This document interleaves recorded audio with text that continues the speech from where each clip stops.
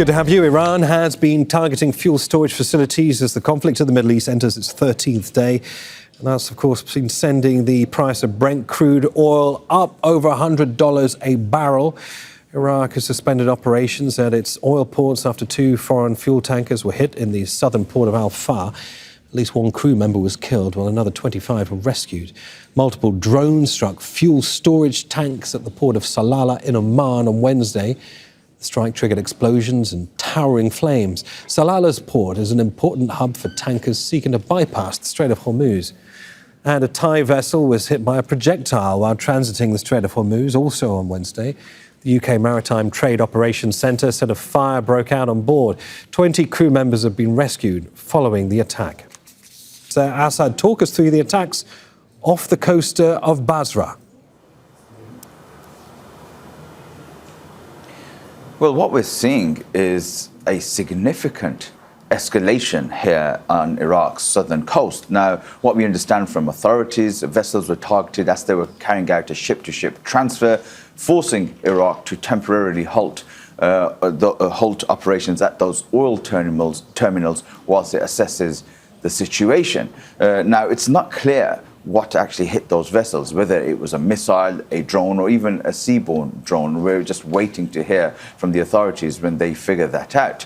But the port there is extremely important for Iraq. Most of Iraq's oil exports leave from those ports on the southern coastline.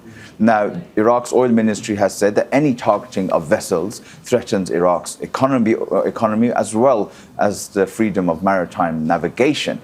Now, Iraq relies heavily on oil revenues to fund the state, so even a sustained disruption to that can have major economic consequences, and that's the real fear here.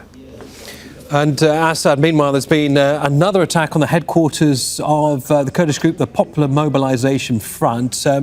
What are you hearing about that attack? We understand at least 20 killed. What happened?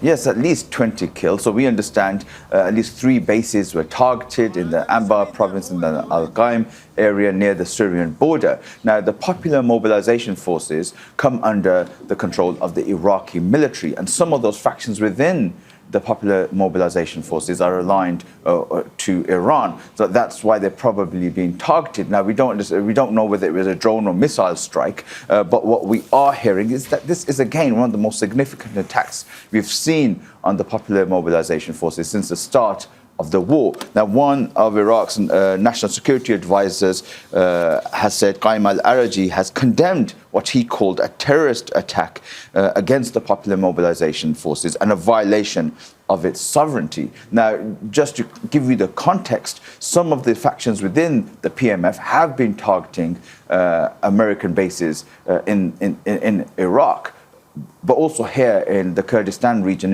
in northern Iraq, where I am now in Erbil. And last night, Erbil saw one of the most busiest nights in terms of drone strikes and attacks and missile strikes since the start of the war. The authorities here in Erbil say at least 17 drones were launched targeting Erbil. They say most of those were intercepted. But also Iran has said that they launched attacks on Harir base, where it's believed that US forces are based. And again, the last day or so has seen the most significant number of attacks and escalation here in Iraq since the start of the conflict. Assad Baig in Erbil, many thanks.